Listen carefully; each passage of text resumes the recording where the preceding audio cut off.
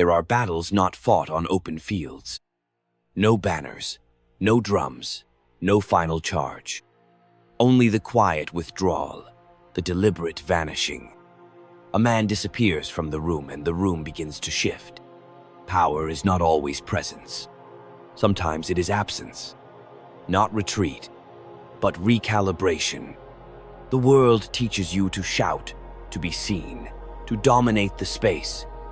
But those who endure, those who shape the current beneath the storm, they do not compete where others fight. They leave, but not to flee, to unnerve, to fracture the rhythm, to make others guess, scramble, overreach. Understand this. Pause and consider. Power often feeds not on strength, but on perception. And absence, like hunger, sharpens that perception. And absence sharpens perception, like hunger sharpens appetite. The lion who sleeps is more feared than the dog who barks. Because we do not fear noise, we fear silence that watches. We fear the unknown that plots. To be missed is to be remembered. To be remembered is to remain present even in disappearance. Those who rise quickly learn. Loyalty is shallow. Fear is deeper, but exhaustion runs deeper still. If you remain always visible, you become expected. Expected becomes dismissed. Dismissed becomes prey. The strategist withdraws not in weakness, but in control.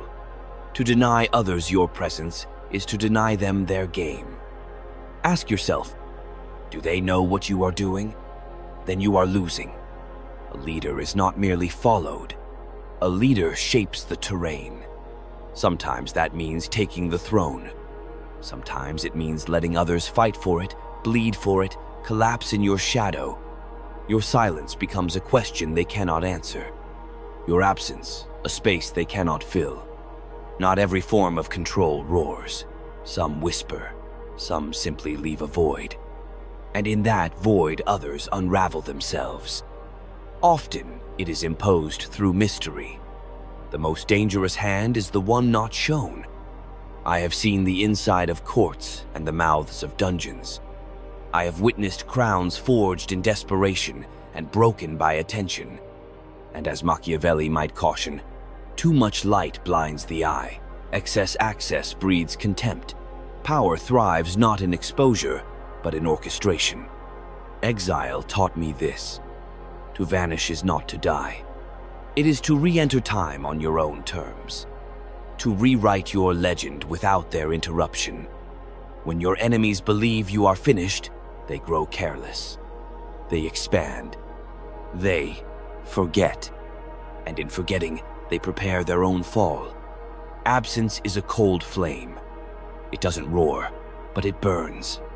Let them miss you. Let them hunger. Let them believe they have won. You are not gone. You are becoming untouchable. History remembers those who return. Not in haste, but in force. Not in noise, but in inevitability. Winning without fighting isn't a fantasy, it's a design.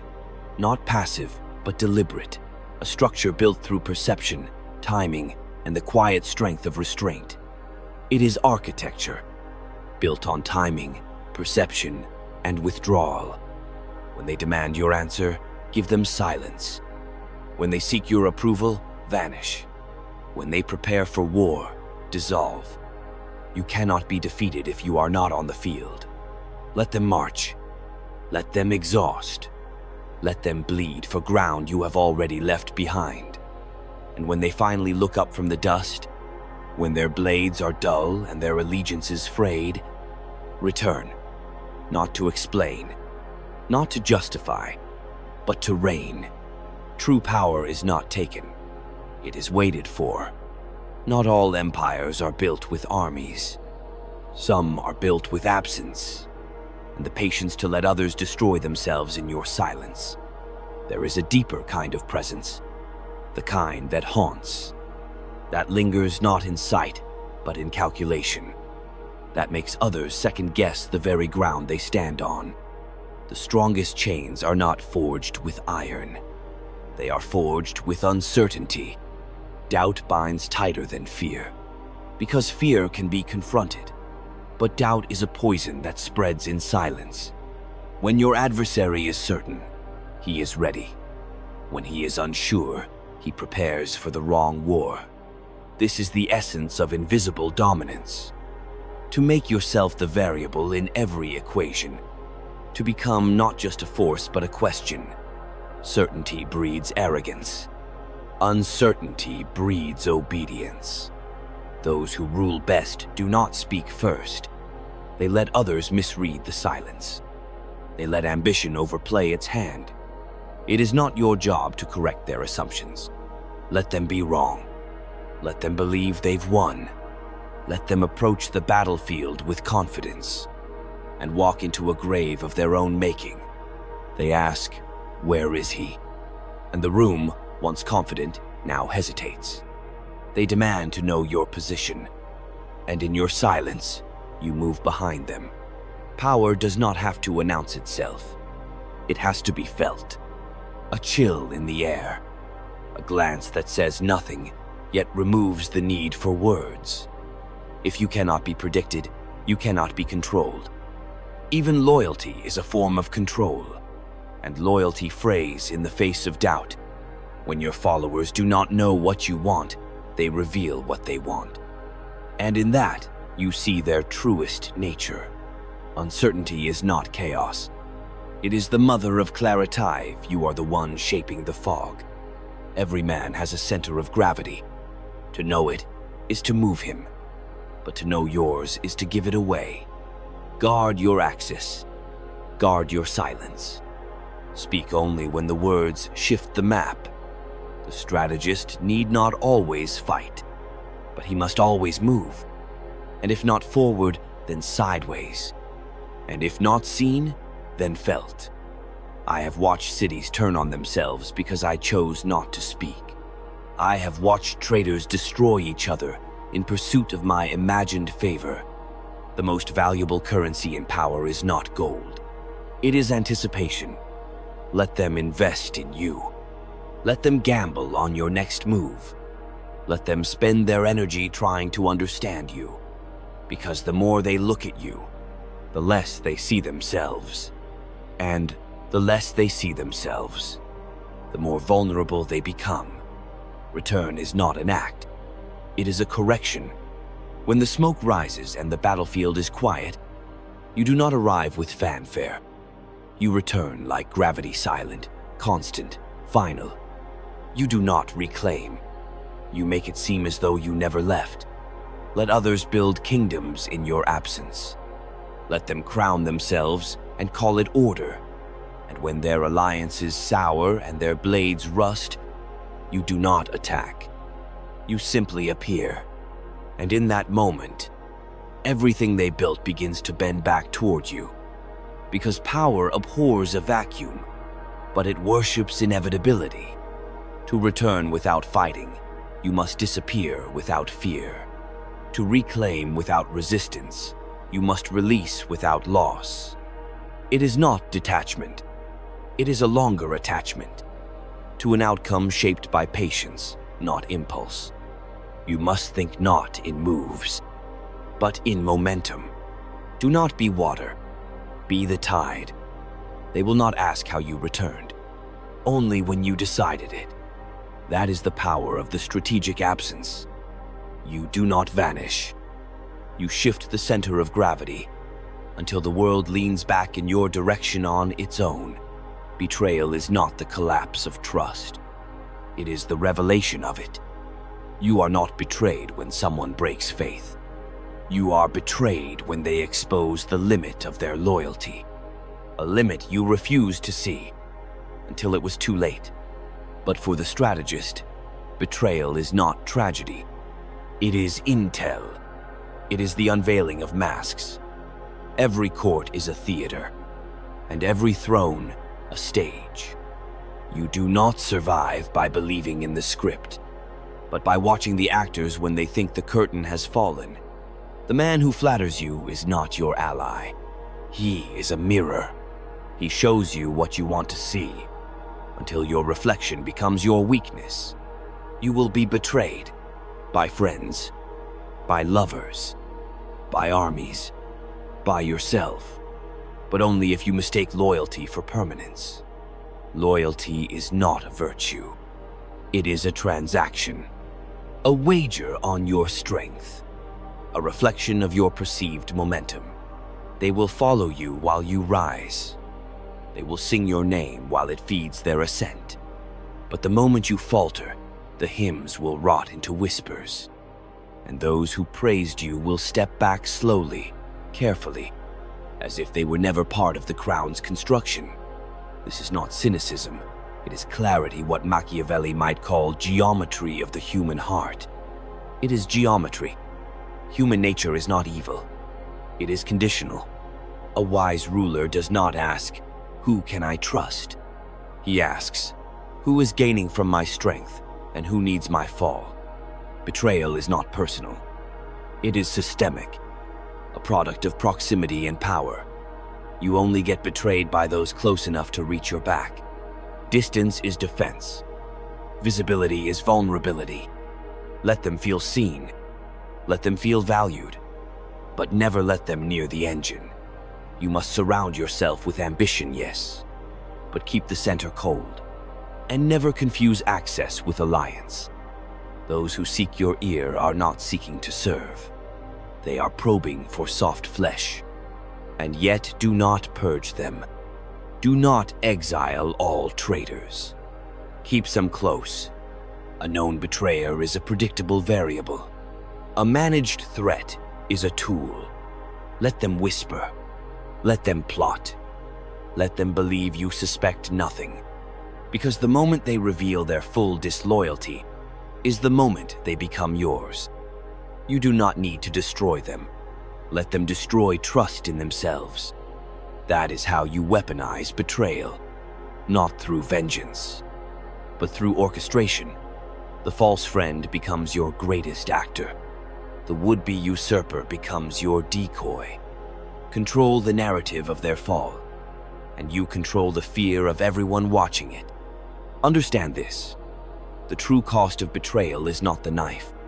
It is the silence that follows. The room that goes quiet. The eyes that look away. But that silence can be turned, bent into warning, refashioned as myth.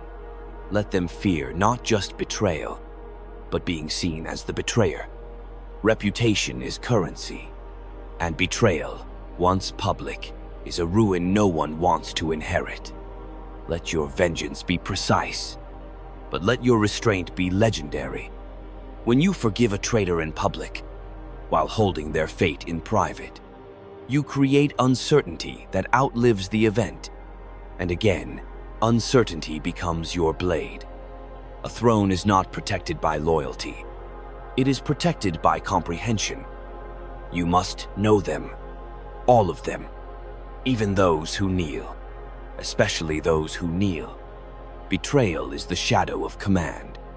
You do not banish shadows. You position the light. Power is not sustained by force. Force is crude, loud, temporary. It compels movement, but it does not compel belief. Lasting power is not in the hand that strikes. It is in the system that makes the strike unnecessary. Control is not about domination. It is about containment. You do not hold the people. You hold the walls that shape where they can go.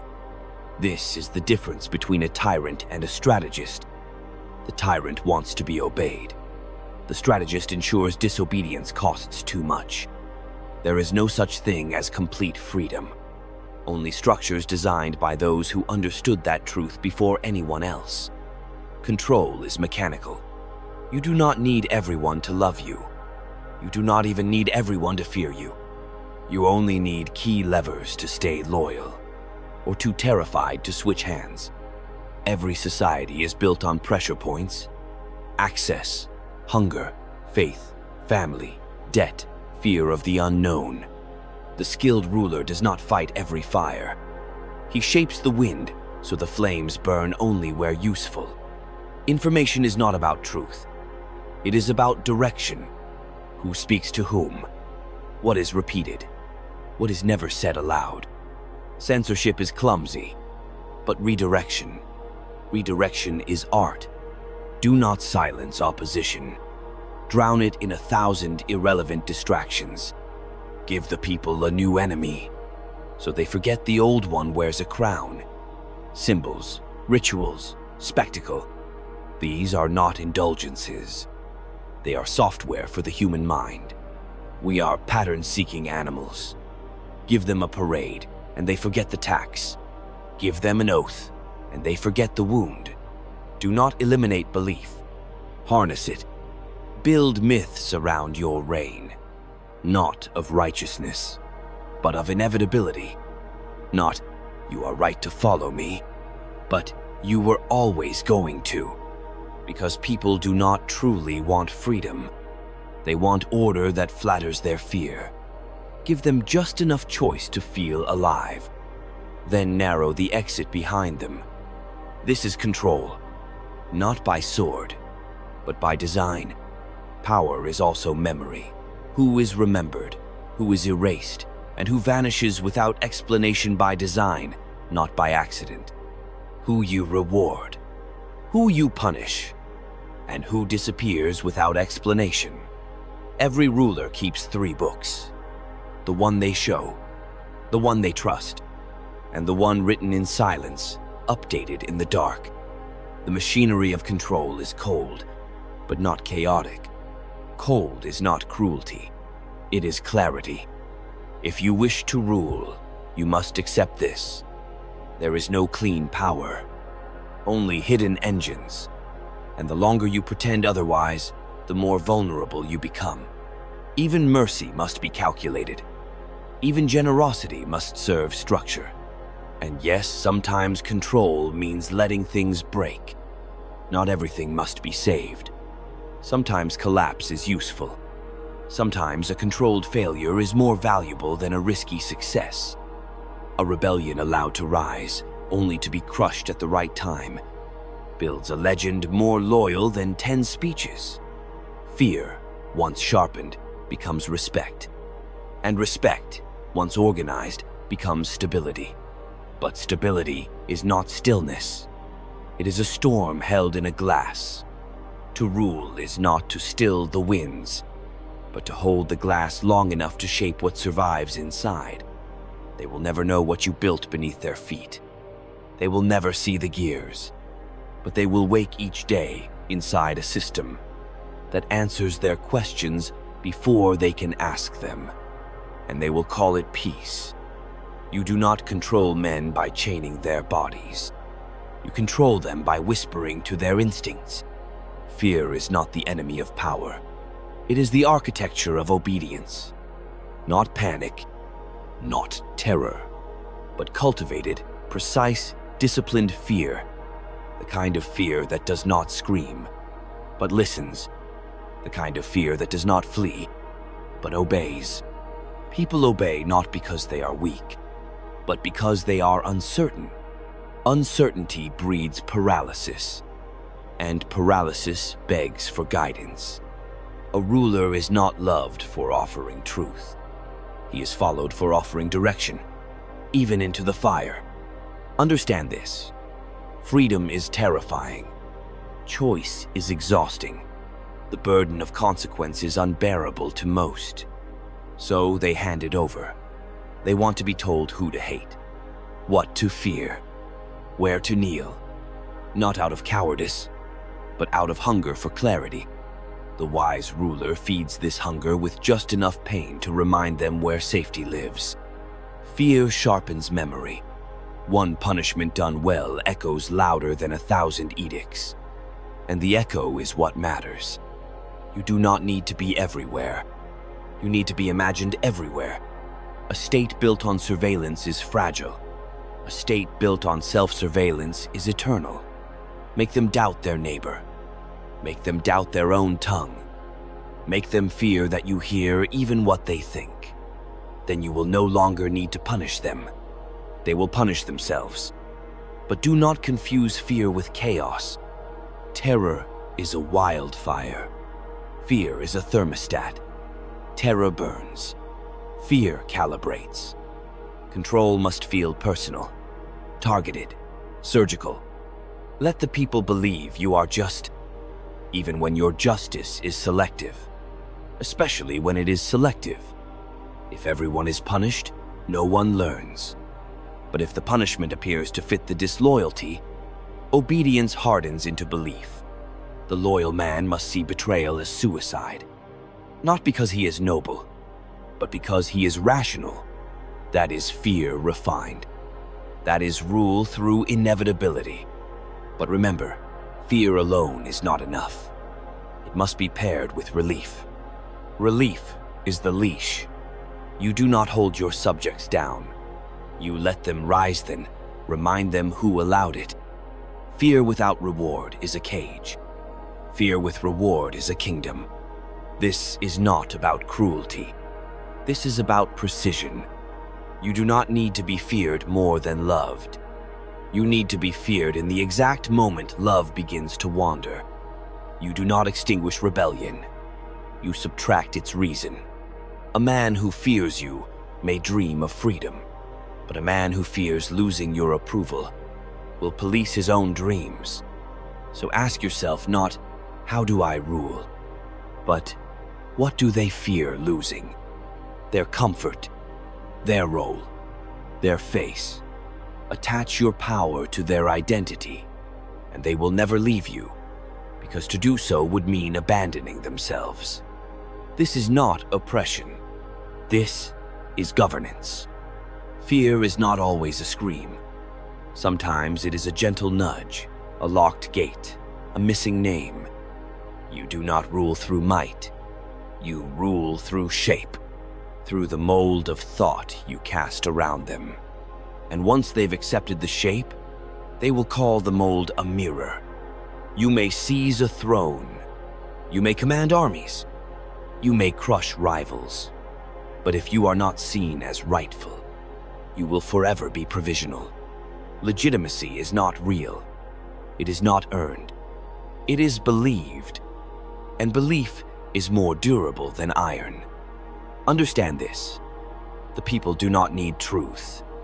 They need comfort. They need the lie that stabilizes the ground beneath their feet. You do not need to be just.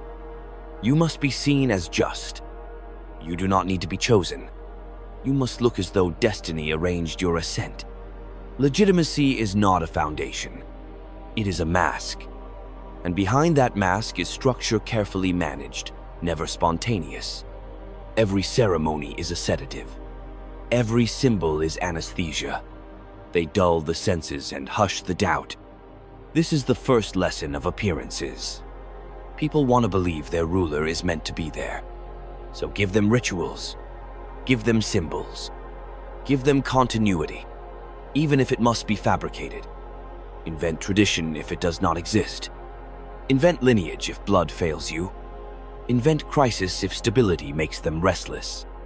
Because order must feel fragile, so that your presence feels essential. Let the people see a crown. Let the ministers see control.